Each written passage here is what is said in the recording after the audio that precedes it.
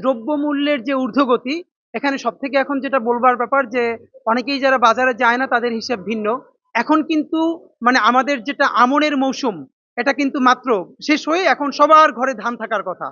ধান কেটে ঘরে তুলে নেওয়া হয়েছে।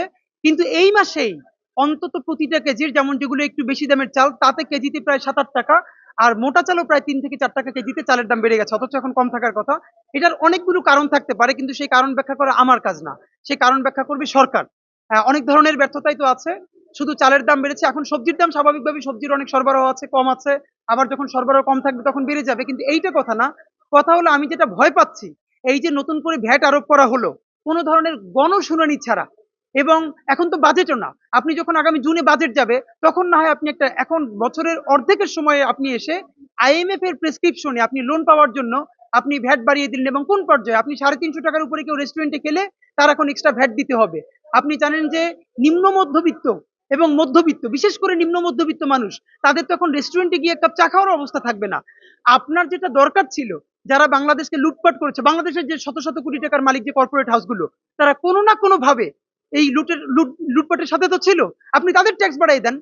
আপনি তাদের সাথে কোনো কিছু না পেরে আপনি তাদেরকে আরো নেগোশিয়েট করছেন, আর সমস্ত ভ্যাটের দায় আপনি গরিব এবং নিম্ন মধ্যবিত্ত মানুষের উপর চাপাই দিচ্ছেন। কারণ আপনি যে পলিসি মেকিংটা করছেন, সেখানে এই রিক্সা চালক, ভ্যান চালক এবং স্কুল শিক্ষক, কলেজ শিক্ষকরা নাই। সুতরাং তাদের উপরে আপনি ভ্যাট বাড়াইতেই থাকবেন, বাড়াইতেই থাকবেন। আর যাদের শত শত কোটি টাকা, তারা যেন হাজার কোটি টাকা হয়, তাদের ট্যাক্স আপনি আরো কমাই দিবেন। আপনি কেন ট্যাক্স বাড়াচ্ছেন না? বাংলাদেশের মতো রাষ্ট্রে নিম্ন মধ্যবিত্ত আয়ের মানুষ এবং গরিব মানুষের জন্য ভ্যাট থাকারই কোনো কথা না, কারণ সে তো মৌলিক অধিকারই পায় না, তার ভ্যাট কিসের? এবং আপনি ট্যাক্স বাড়ান। আপনি যেগুলো বিলাসবহুল পণ্য আছে সেগুলোর উপর আপনি ট্যাক্স বাড়াচ্ছেন না কেন? এটা রান্না করে কি আপনি, এবং অবাক হবেন কিছুদিন পরে দেখবেন এটার ইম্প্যাক্ট কি পরিমাণ পড়বে, এবং সরকার বিরাট চাপে পড়বে। আমরাও বলতে চাই, সরকার যদি এই গণবিরোধী সিদ্ধান্ত থেকে না আসে, আমার তো মনে হয় যে সবাই নির্বাচন নির্বাচন করছে, এই কারণেই নির্বাচনের দাবি আরো বেশি উঠবে। সে কোনো সংস্কার করতে পারবে না, কারণ নির্বাচিত একটা সংস্কার হলে, যদি সরকার হতো, সে যত চুরি হোক, সে যখন মনে করতো সামনে তার ইলেকশন হবে, তখন সে কিন্তু ভ্যাট ট্যাক্স হিসাব করতো। সুতরাং এই ভ্যাটের বিরুদ্ধে আমাদের শতভাগ অবস্থান। এই ভ্যাট থেকে সরে আসতে হবে।